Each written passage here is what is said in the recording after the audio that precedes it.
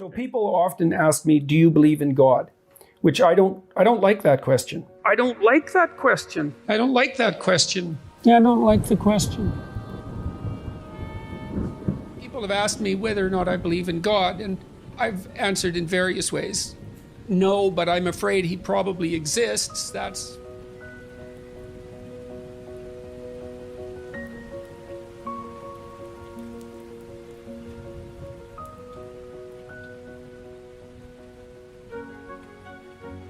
The traditions bind the community together. Now, I'm saying that, and I don't go to church, and the reason I don't go to church is because, well, it drives me crazy, to speak frankly. I haven't been able to sit in a situation like that ever since I was, well, ever, really.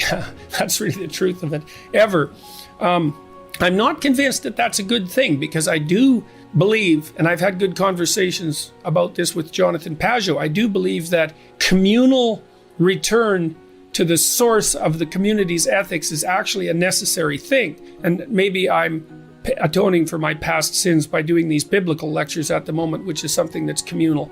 And then because there's also something about going where a bunch of other people are to reaffirm your commitment to the good that you're all aiming at, that's got some power in it. And I don't think that that's something that we should forego. I think it's dangerous. I mean, look, even if you're cynical about church, and I guess I would put myself in that category, it's certainly the case that communal church going in the 1950s, say, provided the average person with at least an hour a week where they were contemplating, no matter how poorly, the purpose of ethics in life and the idea of a higher purpose and a higher meaning in life. And you got to think that spending an hour a week thinking about that is better than never doing it at all. I don't know how that tradition can be revivified in a meaningful way, but I really do think it's a catastrophe that we've lost it, because we don't have a center, an ethical center that holds our community together. And the consequence of that is that we're fragmenting quite badly.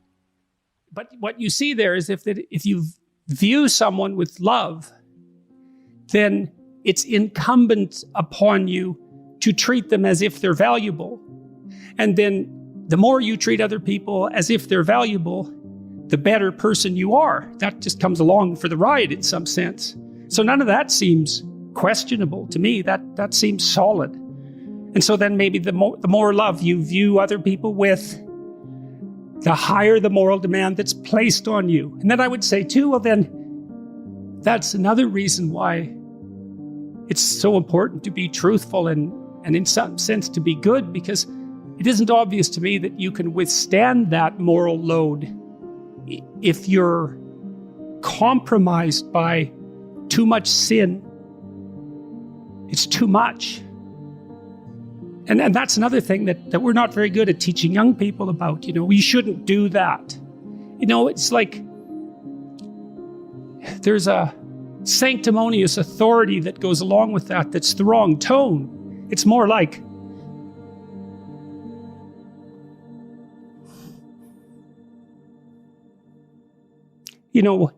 I don't know how you lay it out properly, but you tell people that you love how to avoid the road to hell. And you don't do that because you're shaking your finger at them or because you're a moral authority. You do it because you don't want them to burn. And I think there's too much of the moral authority still in the church and not enough of the love that helps people avoid the fire. Tammy, my wife, has always taken the idea of truth very seriously.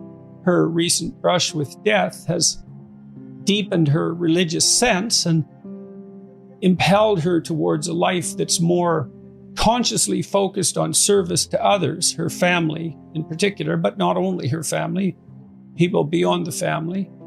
And I also think that's a function to some degree of our stage of life. She's a grandmother now, and her children are grown and able to take care of themselves, and so she can turn her attention to other people, maybe farther afield from the immediate family.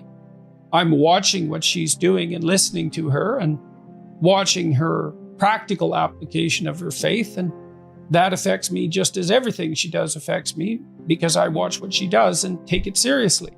Her recent actions have indicated she's helped a number of people quite substantially, the group that she's been communicating with, and all of that's very interesting to me. She's showing me, I've taken the idea of God seriously for a very long time, and I've said on multiple occasions that I try to act as though God exists, and that's essentially my definition of belief. When people say, do you believe in God? Belief is a multidimensional word, and one question is, well, what do you mean by believe? And for me, the proof of belief is to be found in action. And I decided that I would act as if God existed a long while back. And of course, I'm imperfect in that, inevitably. Now, she's doing that more explicitly as well.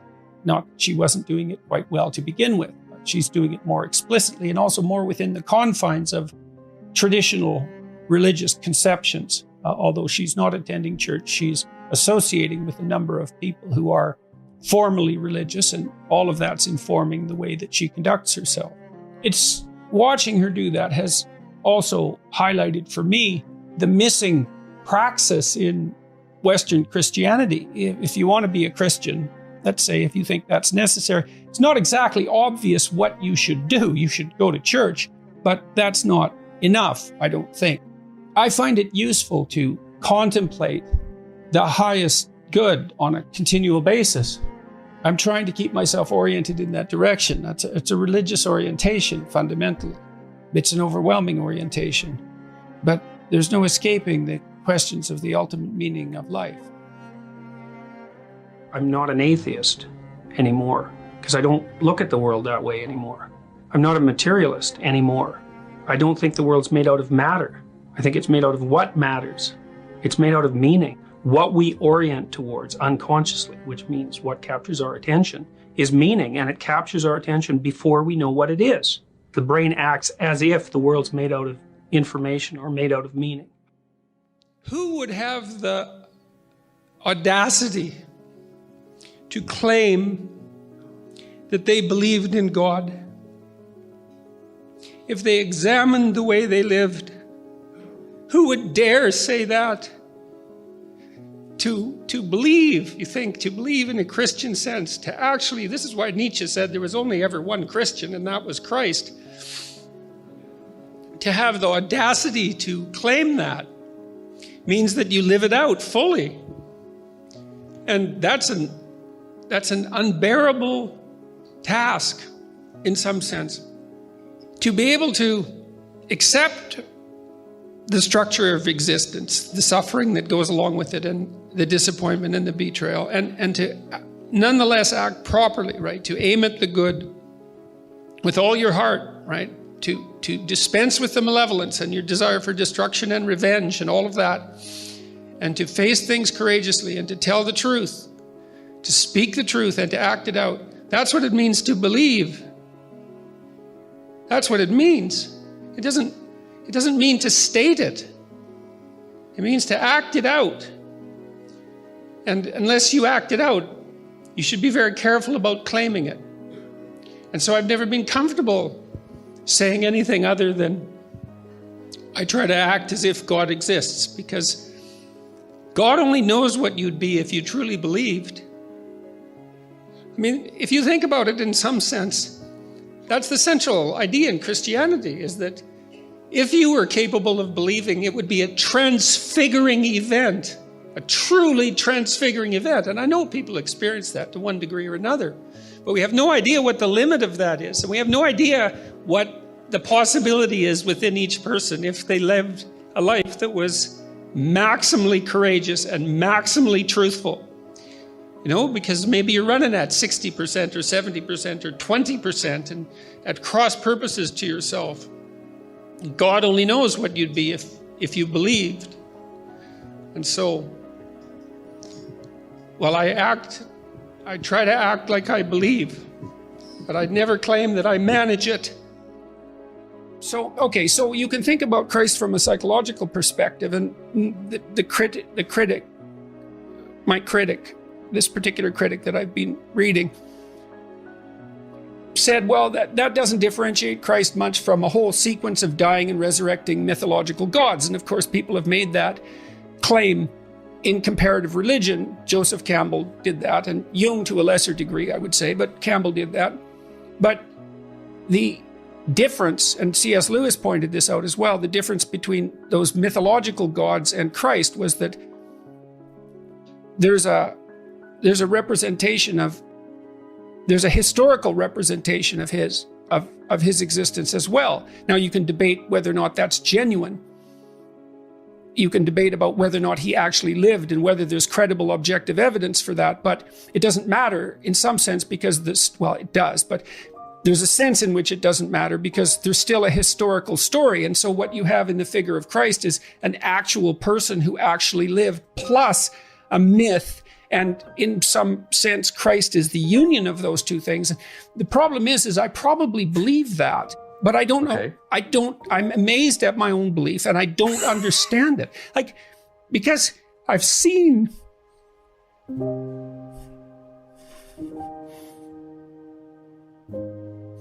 sometimes the objective world and the narrative world touch. That's Jungian synchronicity. Yeah. And I've seen that many times in my own life. And so in some sense, I believe it's undeniable. We have a narrative sense of the world. For me, that's been the world of morality. That's the world that tells us how to act. It's real. We treat it like it's real. It's not the objective world. But the narrative and the objective world touch. And the ultimate example of that, in principle, is supposed to be Christ. But I don't know that seems to me oddly plausible. But I still don't know what to make of it. Partly because it's too terrifying a reality to fully believe. I don't even know what would happen to you if you fully believed it. But are you a prophet? See, to say yes or no, I have to think about how I might be conceptualized, how what I'm doing might be conceptualized. No, I think I see myself as a psychologist, and fundamentally, I am a psychologist. I'm a behavioral psychologist, and I got very interested in psychoanalytic thinking, especially the Jungian variants, and I'm a professor, and I'm doing that, on a much larger stage, let's say. But that's really what I'm doing, and so it's a combination of those two things. And I speak about religious matters, but I don't see myself as a religious leader. I don't want to make that.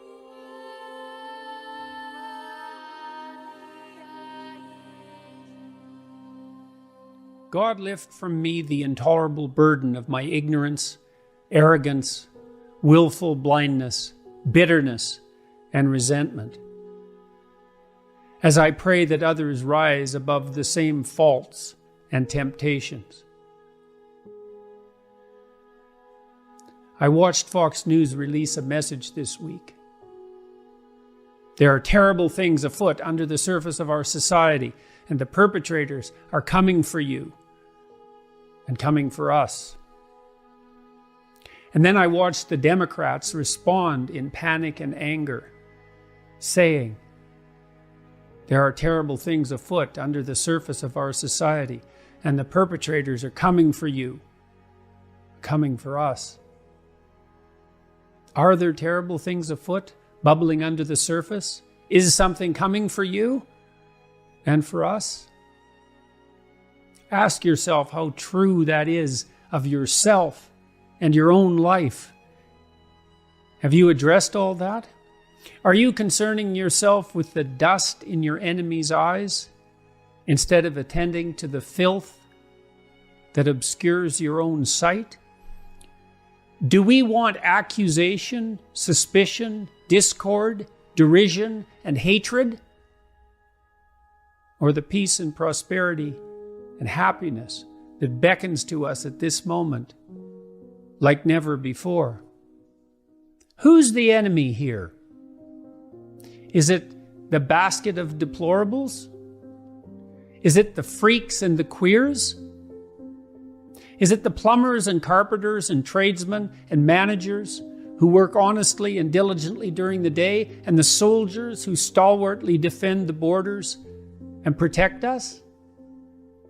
Is it the artists and visionaries whose expressions of unbridled creativity entertain and rejuvenate us, and who continually offer to us an unending panoply of technological miracle? Is it the institutions that guide and protect us, that so many lived and died to erect and establish, which for all their faults have served us so well? Do we want revenge or justice? Do we want contempt or mercy? Do we want war or peace? And what are you aiming at in your heart of hearts? I see even the best of men degenerating into the exchange of blows. I see even the best of men identifying the enemy in our neighbors and friends. I see even the best of men falling prey to cowardice and self-righteous anger. It needs to stop. I need to stop. You need to stop before it's too late. Who is the enemy here? The snake in your heart? The lies on your tongue? The arrogance of your intellect? The cowardice of our refusal to see? The enemy is that which divides to sow discord. The enemy is the pride and the fear that stops us from lending a hand across the divide. The enemy is the great and eternal adversary of mankind. And if we demonize our brothers, our comrades in arms, do we not precisely call that dread spirit forth? Have we not yet learned? Courage, trust,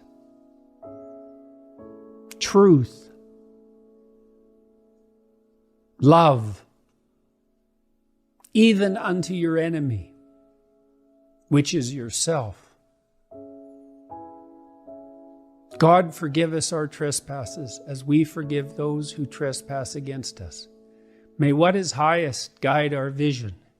May what is highest open our ears. May what is highest guide our tongues. And may we pray, fearful of the hell we could so easily and carelessly create, deliver us from evil. Shine a light into the corners of our dark hearts. For thine is the kingdom, the power and the glory, forever and ever. Amen.